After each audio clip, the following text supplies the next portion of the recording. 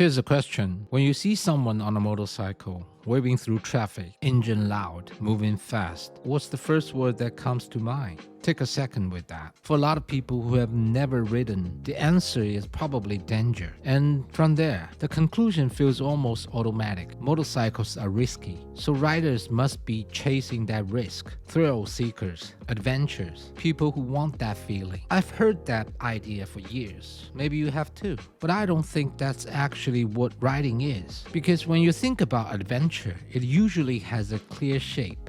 You make a decision.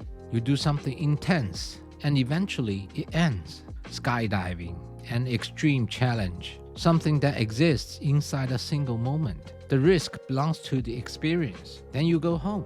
Motorcycles don't work like that. You ride today, you ride next week. Maybe you're still riding 10 or 20 years from now. And through all of it, the risk never really leaves. It doesn't disappear because you got better. It doesn't clock out once you feel comfortable. It just stays there, quiet, sometimes easy to forget. So I don't think riding is about chasing danger. It's about learning how to live alongside it. And at the moment you keep riding year after year, you've already accepted something, whether you have said it out loud or not. So maybe the real question isn't whether motorcycles are dangerous.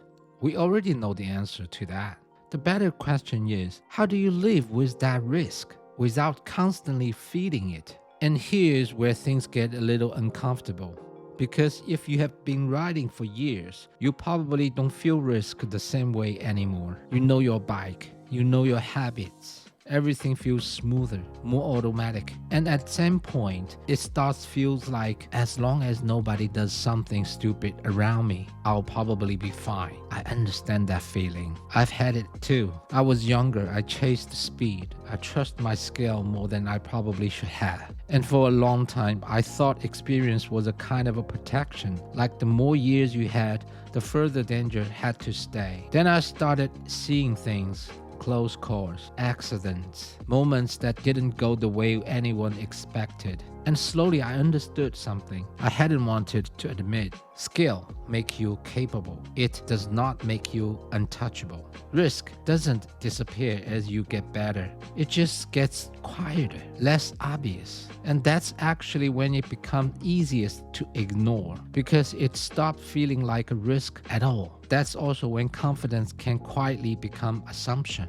So, if skill isn't the whole answer, what actually is? This is the part I think about the most. Riding isn't really about controlling a motorcycle, not at its core. A lot of the time, what you're actually managing is yourself, knowing when to push, knowing when to slow down when the road gets complicated, knowing when your ego has already made a decision before your judgment even got a chance to weigh in. Sometimes it means not reacting when another rider does something that gets under your skin. Sometimes it means dropping your pace when you can feel yourself starting to drift, mentally, not just physically. Sometimes it means saying no to a rider that doesn't feel right, even if you can't explain exactly why.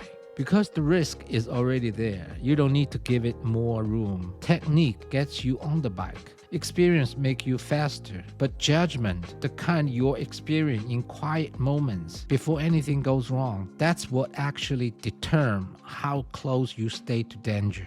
I've talked to riders after crashes, and most of them say something similar. The car came out of nowhere. I just didn't have enough time. I got unlucky. And sometimes, honestly, that's true. But sometimes I find myself wondering, what if they had spotted 10 seconds earlier? What if they left a little more margin? What if the speed had just been slightly lower? Not dramatic changes, small ones. The kind of decision that happen before the moment arrives. And that's exactly why nobody talks about them. Real risk management doesn't look like a skill. It doesn't look heroic.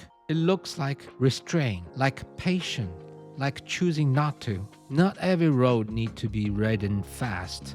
Not every group ride is worth joining. Not every session needs to end with your pulse elevated. The riders who last the longer usually understand this. Look at experienced ones around you. Over time, a lot of them get calmer, more selective, more conservative in the best sense of that word. not because they've scared, but because they've come to understand what's actually at stake. They've probably seen what happens when someone forgets. Writing means live with risk. That's just true. That part isn't negotiable. But how you live with it, that's where everything actually happens. You can't decide where the risk shows up, but you can decide how much space you leave for it. And that goes for all of us, whether we write or not.